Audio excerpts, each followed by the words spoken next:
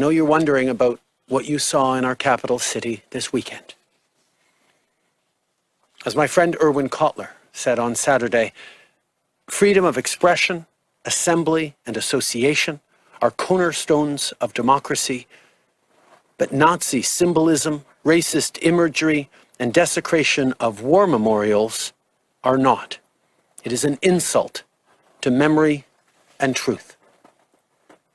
Hate can never be the answer. Over the past few days, Canadians were shocked and frankly disgusted by the behavior displayed by some people protesting in our nation's capital. I want to be very clear. We are not intimidated by those who hurl insults and abuse at small business workers and steal food from the homeless. We won't give in to those who fly racist flags. We won't cave to those who engage in vandalism or dishonor the memory of our veterans. There is no place in our country for threats, violence, or hatred.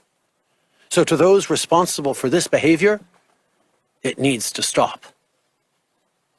To anyone who joined the convoy but is rightly uncomfortable with the symbols of hatred and division on display, join with your fellow Canadians. Politicians exploiting people's fears, I ask you to think long and hard about the consequences of your actions. To the nearly 90% of truckers across the country who've gotten vaccinated, who continue working hard to keep us fed and keep our economy moving, thank you.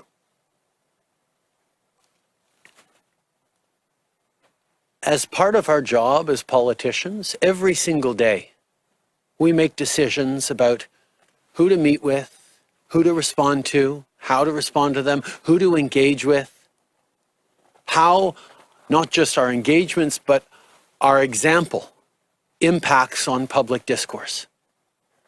If we choose to put up with and tacitly support conspiracy theorists and folks peddling disinformation, that's a reflection on what we choose to do as politicians and who we are as leaders. Obviously, I'm going to trust in Canadians' understanding of the kind of responsible leadership that is needed right now.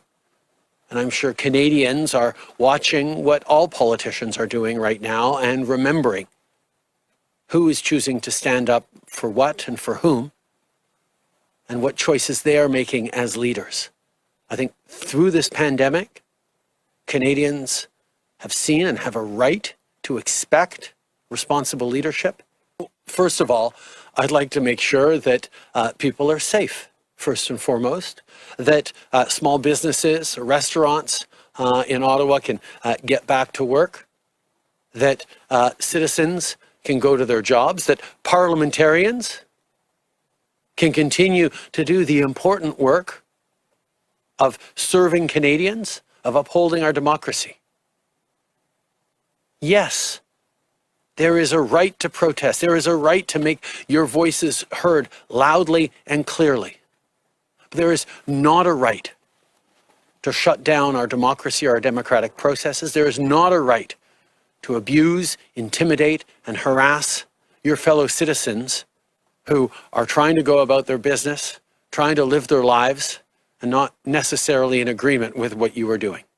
Anyone who thinks that I haven't been talking about how safe vaccines, by being there for each other, by stepping up for each other. We have been hearing people hesitant about getting vaccinated for well over a year now. And we have been reaching out to them, community by community, individual by individual, at the highest level, but also in interpersonal contacts, to reassure people that vaccines are safe and effective, and that they are the way to get through this pandemic.